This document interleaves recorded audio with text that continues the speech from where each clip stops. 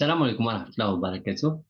Habituellement, on s'intéresse beaucoup aux problèmes liés à l'intensité électrique, notamment la surcharge et les courants de court-circuit. Et on s'intéresse spécialement aux disjoncteurs, donc l'organe de coupure que tous les électriciens adorent, d'accord?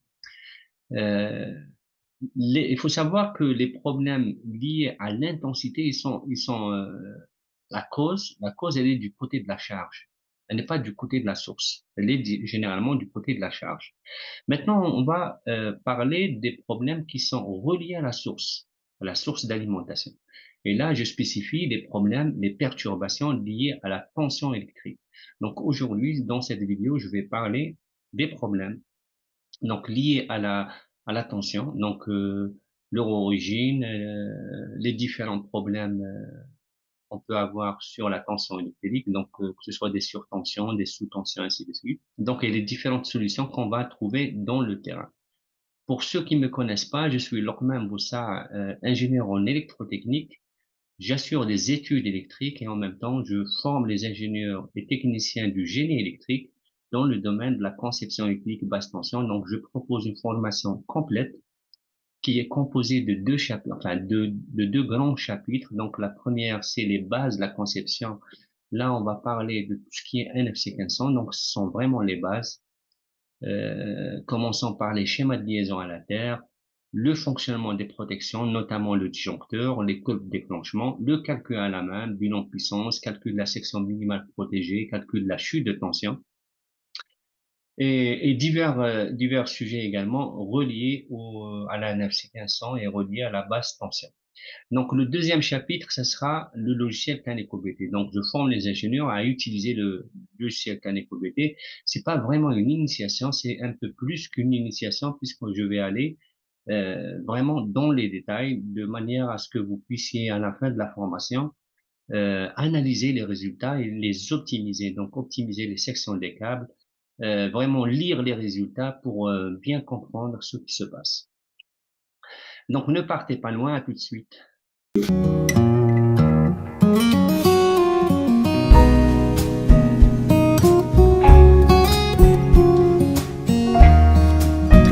Les perturbations de la tension électrique.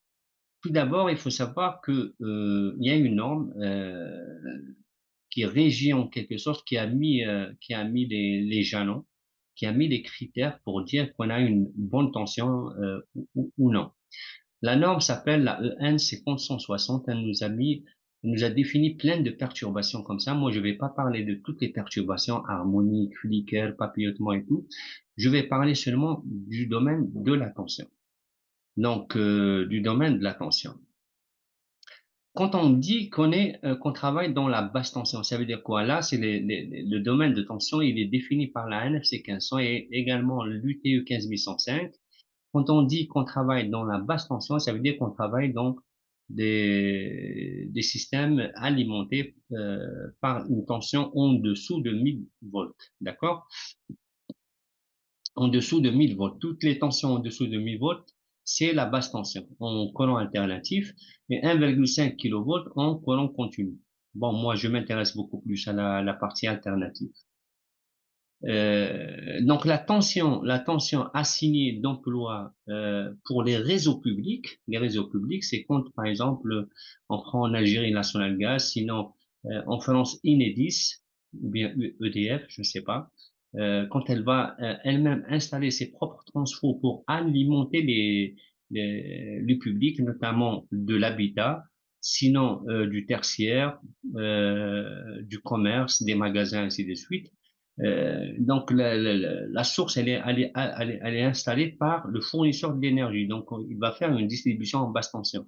La tension en basse tension en Europe, d'une manière générale, elle est de 230 à 400 volts. En Algérie, elle est également en 230-400. La même chose dans la majorité des pays, le Maroc, la Tunisie, ainsi de suite. D'accord? Donc, normalement, on doit fournir une tension correcte de 230 volts en monophasé, 400 volts en triphasé au récepteur. Mais la norme et également les fournisseurs de l'énergie admettent une variation de tension de plus ou moins 10%. Donc, du côté de la source, on admet une variation de plus ou moins 10% de la tension. D'accord? Ça, c'est le côté de la source. Par contre, du côté du récepteur, la NFC 1500, elle a fixé les chutes de tension tolérées. Donc, quand on est dans un réseau public, au niveau de l'éclairage, on ne doit pas dépasser, donc la chute de tension maxi tolérée au niveau de l'éclairage, elle est de 3%. La chute de tension tolérée pour les autres usages, moteur et n'importe quoi, climatiseur, ainsi de suite, elle ne doit pas dépasser 5%. Ça, c'est quand on est dans un réseau de distribution publique. Quand on est, par exemple, dans une installation où on a installé nous-mêmes le transfo, ça veut dire qu'on connaît la source, d'accord, on maîtrise la source. Dans ce cas-là, la chute de tension maxi au niveau de l'éclairage, elle est de 6% et pour les autres usages, elle est de 8%. On ne doit pas dépasser cette valeur. Donc, d'un côté, côté source, on dit plus ou moins 10%. Donc, on tolère une chute de tension côté source 10%. Par contre, la NFC 1500, en même temps, elle dit que on ne peut pas descendre, enfin, on ne peut pas chuter la tension au-delà d'une certaine valeur, comme je viens de le citer. Les valeurs citées par la NFC 1500 côté récepteur, elles sont plus petites par rapport à ce qui est toléré par la source. Donc, c'est un dilemme. Donc, c'est à nous, les concepteurs des installations électriques, de trouver des solutions. Les solutions possibles, il y a deux. Ou bien couper carrément la source de tension, donc c'est la coupure, l'ouverture du circuit pour protéger nos équipements. Et dans ce cas-là, en termes de disponibilité d'énergie, l'exploitation, on n'assure pas la continuité de service dans ce cas-là, donc puisqu'on va couper l'énergie électrique. Cette solution, on peut la faire dans le cas où il n'y a pas une nécessité de continuité de service, hein. Par exemple, dans l'habitat. Dans l'habitat, c'est pas vraiment nécessaire d'assurer la continuité de service, sauf si le propriétaire du logement décide d'aller vers la deuxième solution. La deuxième solution possible, c'est de remplacer la source. D'accord? On appelle ça les sources de remplacement. Les sources de remplacement, donc on a déjà le groupe électrogène, les onduleurs avec une autonomie importante, parce que dans ce cas-là, parce que vous savez, les onduleurs avec une autonomie standard, avec un maximum de puissance, ça peut aller entre 5 minutes, 10 minutes, 20 minutes standard. D'accord? On peut installer et pourquoi plutôt l'autonomie elle est assurée par quoi? Par les batteries internes. On peut rajouter des batteries externes pour augmenter l'autonomie des sources de remplacement, notamment les onduleurs. Maintenant, quels sont les différents problèmes qu'on peut rencontrer ou bien les perturbations connues dans le domaine de la tension? Donc, on peut les classer en deux. On peut les classer par rapport à deux facteurs importants. La vitesse de variation du fait de la tension, que ce soit elle augmente ou bien elle descend, la vitesse de variation. Donc, on parle des surtensions, par exemple, des surtensions transitoires. Les surtensions transitoires, donc c'est un phénomène qui est intense et qui va venir en un temps très petit. Donc, il faut réagir rapidement en plus. D'accord? Le phénomène, il est rapide et en même temps, il va s'installer en un temps très, très, très petit, généralement en micro ou bien en millisecondes. D'accord? Exemple, la foudre. Donc, la foudre, quand on a la foudre qui descend, donc la tension, elle va passer de 230 volts à 50 000 volts d'un coup. D'accord? D'accord. Donc, dans ce cas-là, on constate quand même une variation rapide, une amplitude rapide, une variation rapide, et donc le temps, la durée, elle est très petite. Donc, amplitude importante, durée très petite. D'accord? Là, si on réagit pas rapidement, on risque d'avoir des dégâts parce que quand la tension augmente, qu'est-ce qui va se passer au niveau des équipements, que ce soit dans les câbles, dans les protections, même les disjoncteurs, qu'est-ce qui va se passer? Parce que les normes, ils ont défini un paramètre important qui s'appelle la tension d'isolement. Donc la tension d'isolement du câble, la tension d'isolement de l'appareillage, disjoncteurs, interrupteurs et autres, la tension d'isolement également des équipements, des récepteurs. D'accord?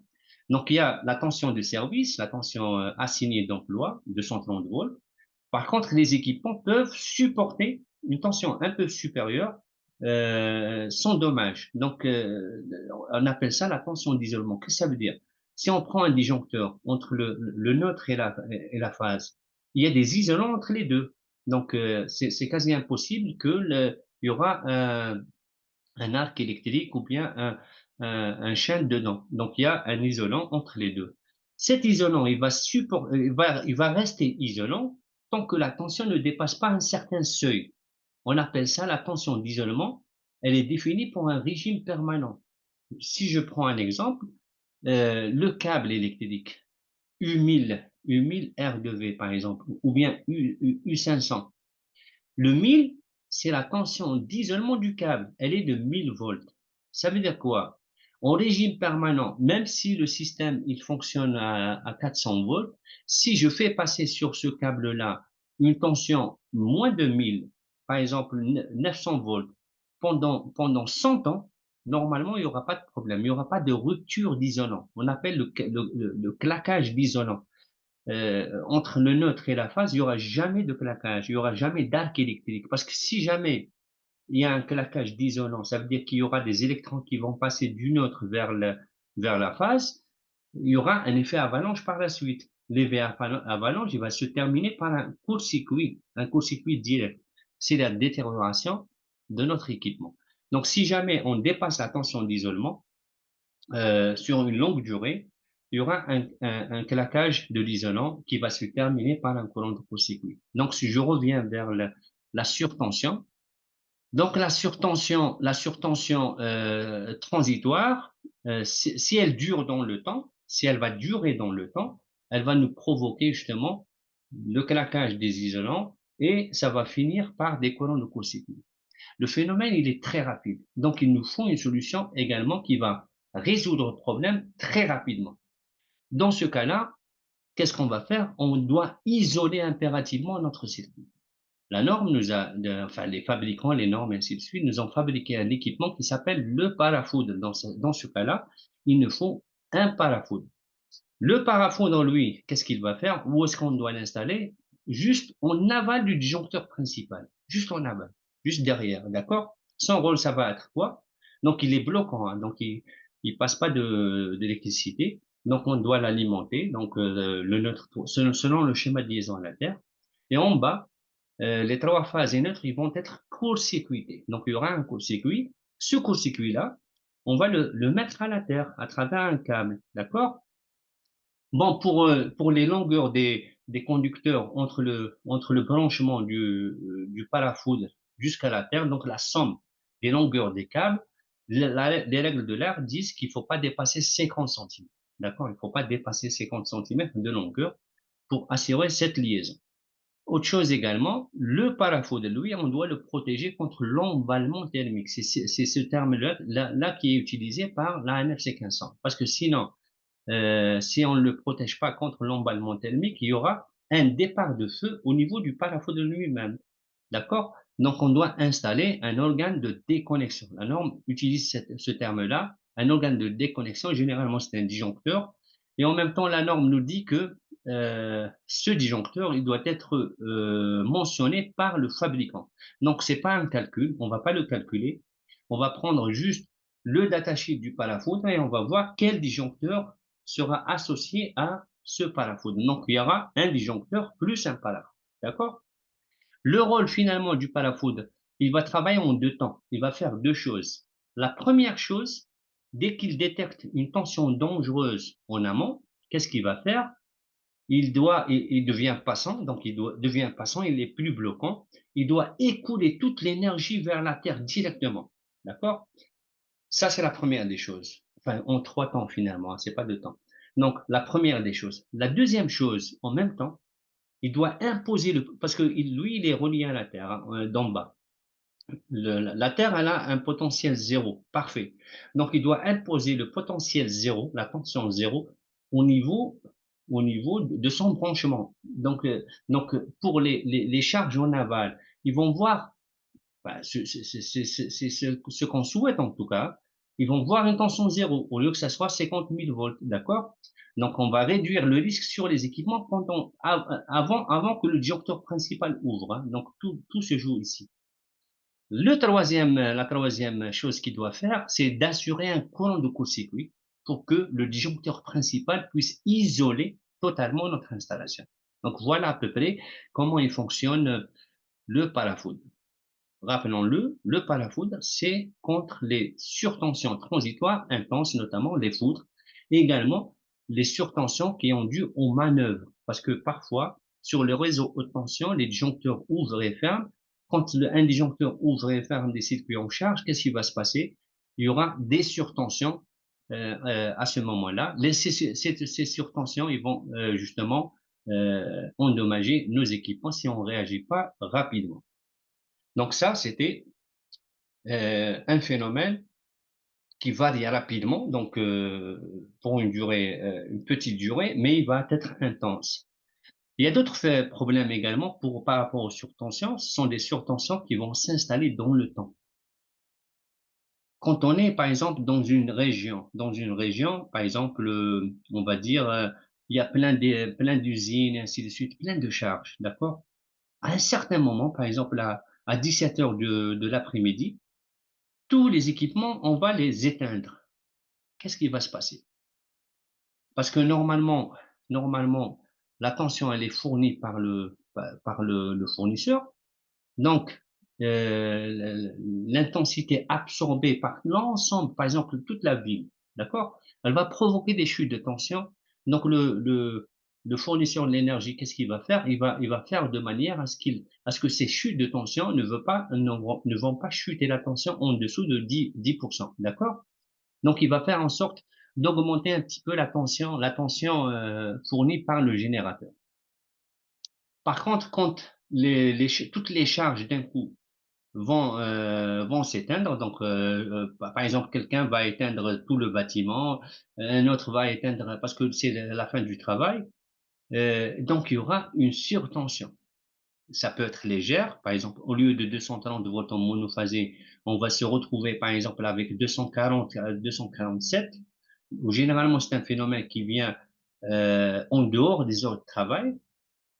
C'est une surtension légère, mais ça va endommager nos équipements. Dans ce cas-là, qu'est-ce qui va se passer? Pour les câbles, il n'y aura pas de problème parce que les câbles, ils ont un isolant que ce soit les conducteurs 500 volts et les câbles 1000 volts. Donc, pour les câbles, il n'y aura pas de problème. Pour les disjoncteurs, il y aura pas de problème parce que les disjoncteurs également, ils ont une tension d'isolement. Ça peut être 690 et parfois 800 volts. Donc, il n'y a pas de problème pour les disjoncteurs. Donc, tout ce qui est distribution, il n'y aura pas de problème. Le seul problème, ça va être au niveau des récepteurs. Et là, les récepteurs varient. Un téléviseur, un climatiseur. Ça dépend des récepteurs. Pour les moteurs également, ils ont une tension de 690, je pense, d'isolement ou bien 800. Ça dépend le moteur. Les moteurs, donc, généralement, il n'y a pas de problème. Donc, il y aura des dégâts sur certains équipements que je ne peux pas nommer en tout cas, mais vous avez compris par rapport à la tension d'isolement de l'équipement lui-même. Mais en même temps, cette surtension, elle va engendrer un autre phénomène. C'est quoi? C'est que il y a des équipements qui peuvent, si la tension augmente, ils vont demander un courant important. Parce que tout simplement, si on applique la loi d'Ohm, parce que surtout pour les charges résistives, hein, si on applique la loi d'Ohm, l'intensité égale à quoi? À la tension divisée par l'impédance. Donc, l'impédance n'a pas changé, la résistance n'a pas changé. La tension, par contre, elle a augmenté systématiquement. L'intensité, elle va augmenter. Dans ce cas-là, il y a un risque. C'est possible deux choses.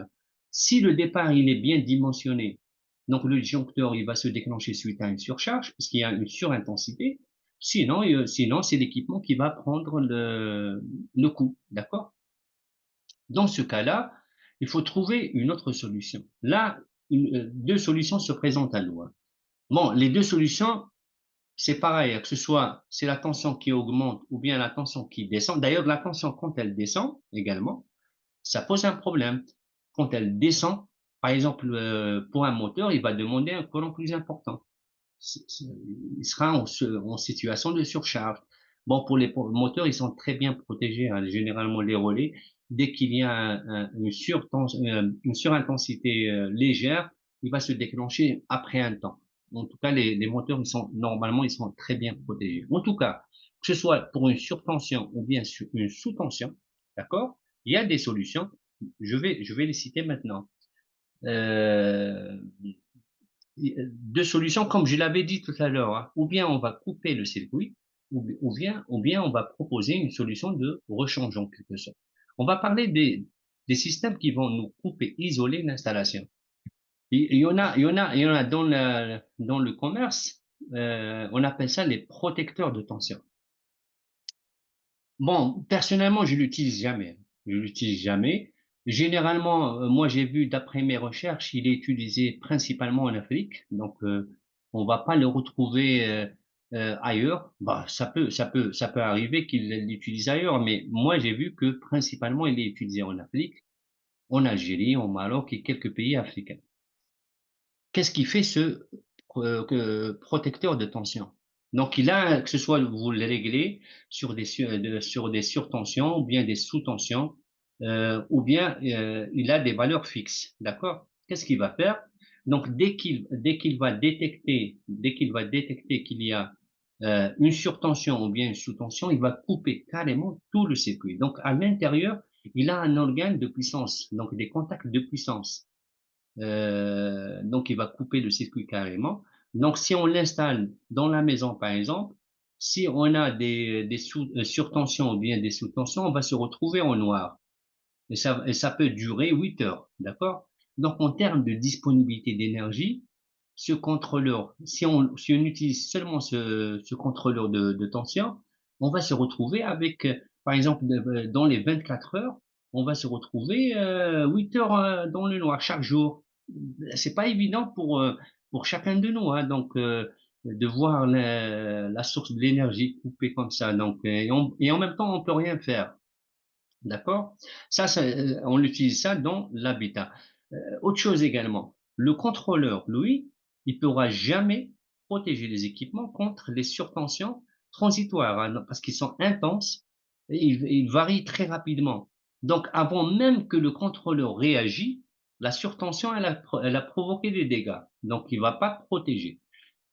Conseil pour les électriciens qui utilisent les contrôleurs, pour être complet dans votre solution, il faut proposer les deux organes en même temps. Un parafoudre pour nous protéger contre les surtensions transitoires intenses, notamment la foudre et les surtensions dues aux manœuvres, plus un contrôleur de tension. Donc, le premier, il va agir pour les variations rapides et le second, il va agir pour les variations permanentes. Donc, ben, les variations qui sont pas intenses et permanentes. Comme ça, on est complet. Le logement, donc les équipements dans le logement, ils seront tous protégés contre ces phénomènes de surtension. D'accord? Le contrôleur de tension, dans l'industrie, on l'utilise pas. Il y a d'autres appareillages qui font le boulot mieux que le contrôleur. On appelle ça les relais de contrôle de tension ou bien les relais de contrôle de phase. On appelle ça le relais contrôleur de phase. Qu'est-ce qu'il fait? D'ailleurs, il propose une large panoplie de solutions. Il va nous protéger contre la rupture de phase. Si jamais, par exemple, pour un moteur triphasé, si on perd une phase, le moteur, il peut se griller. Donc, il doit nous protéger contre la rupture de phase. Il doit nous protéger contre la rupture du neutre. Dans une installation triphasée avec des charges mono, si jamais on a la rupture du neutre, il y aura des dégâts. Donc, il y aura des charges qui vont voir la tension augmenter vers 400 volts. Donc, on doit couper absolument l'installation. Il doit nous protéger contre l'inversion de sens de rotation parce qu'elle aura un impact sur le sens de rotation des moteurs. D'accord? Bien sûr, les surtensions, les sous-tensions, et tout ça, c'est réglable, hein. Surtension, sous-tension, la variation de fréquence également. La variation de fréquence tolérée, elle est plus ou moins de 2%. D'accord? Donc, il va nous protéger contre tout ça. Par contre, lui, le relais de contrôle de phase, lui, ils ne lui ont pas intégré à l'intérieur des contacts de puissance. Donc lui, qu'est-ce qu'il va faire? Quand il va détecter un problème, il va changer l'état de ses contacts auxiliaires. Généralement, il a des contacts auxiliaires, un C, un O. Donc, il va changer leur état. Celui qui va utiliser ce contrôleur, donc il va prendre les contacts pour alimenter la bobine d'un contacteur. Donc, si jamais il y a un souci, les contacts vont changer d'état et le contacteur, lui, il va ouvrir le circuit. Mais toujours, il faut savoir, l'ouverture du circuit, elle va être très très lente par rapport aux surtensions transitoires, hein. Elle va être très très lente. Elle verra absolument rien. Donc même s'il va ouvrir, il y aura quand même des dégâts. Donc il faut toujours, mes amis, pour les problèmes liés à la tension, pensez toujours au parafoudre en premier, plus une deuxième protection qui est le contrôleur de tension, sinon le relais de contrôle de phase.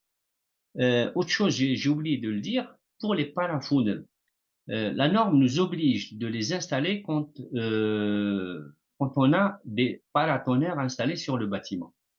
Là, c'est une obligation, on doit l'installer. Par contre, là où il n'y a pas des paratonnerres, la norme, qu'est-ce qu'elle dit? Elle recommande. Donc, il est fortement recommandé, même s'il n'y a pas de paratonnerre dans notre installation. Quels sont les types de parafoudres qui existent? Donc, il y a le type 1. Donc, généralement, il doit être à l'origine de l'installation dans l'industrie, dans le tertiaire, là où on a un transformateur, d'accord? Lui, il doit être à l'origine de l'installation. Donc, juste en aval de la première protection. Ça, c'est le type 1. Le type 2, on l'installe sur chaque tableau secondaire. D'accord? Par exemple, le premier, on va l'installer dans la TGBT. Les types 2, on va les installer sur les tableaux secondaires. D'accord? Le type 3, il y a un type 3, on appelle ça les varistors. Ceux-là, ils sont installés à l'intérieur des équipements. Généralement, on les installe dans les blocs d'alimentation. Mais bon, ça ne nous concerne pas. C'est à la charge du fabricant des équipements. D'accord? Donc, nous, qu'est-ce qu'on doit installer? Le type 1 et le type 2, si jamais on a une installation importante. Pour l'habitat, on installe directement un type 2. D'accord? À l'origine de l'installation, juste en aval de la protection principale. N'oubliez pas. Et j'ai oublié un truc, les sources de remplacement. Donc, pour être complet, si on, d'ailleurs dans l'industrie, c'est ce qu'on fait, hein, en dehors de l'habitat. Donc, le parafoudre, ça, c'est systématique. Par la suite, au lieu de couper d'énergie, moi, j'ai besoin du continu de service. Qu'est-ce que je dois faire? Je dois installer un groupe électrogène. Donc, à l'origine, et derrière, puisque le groupe électrogène, quand il va basculer, donc s'il y a un problème côté, bien sûr, j'installe un relais de contrôle de phase. Lui, il va vérifier si le réseau, par exemple, normal, s'il y a un problème sur le réseau normal, qu'est-ce qu'il va faire? Il va couper le réseau normal et basculer vers le groupe électrogène.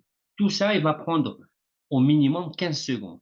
Pendant les 15 secondes, si jamais on a des charges, par exemple, qui nécessitent une tension continue, donc qui ne tolèrent aucune coupure, on doit installer en dessous des onduleurs. Donc des onduleurs, pourquoi? Parce que eux, ils vont basculer de la source du réseau 1 vers la batterie en instantané sans que la charge constate qu'il y a eu une coupure. Donc, c'est zéro coupure quand on installe des onduleurs. Donc, groupe électrogène, parafoudre, contrôleur de phase et groupe électrogène et onduleur, voilà la solution complète. Maintenant, c'est à vous de voir par rapport au budget, par rapport au budget qui est alloué par votre client, s'il est capable de payer le confort, voici la solution complète. Donc, parafoudre, contrôleur de phase, bien sûr, groupe électrogène et un onduleur, il n'aura jamais de problème par rapport à la tension. J'ai écrit un article, vous allez le trouver sur le sujet, sur mon site. Vous allez trouver autre chose également, mais pour la vidéo, normalement, on a fait le tour. Donc, on avait parlé ce que dit la norme par rapport à la tension nominale, aux variations et à la chute de tension admissible par rapport au récepteur. On a vu les différents problèmes. Bon, j'ai pas détaillé, mais j'ai parlé surtout de l'aspect variation rapide et de la durée. Donc, j'ai parlé de ça pour différencier un petit peu les problèmes. Voilà tout. Donc, je vous remercie, mes amis, pour votre attention et je vous dis à très bientôt pour une autre vidéo. Salam alaikum wa rahmatullahi wa barakatuh.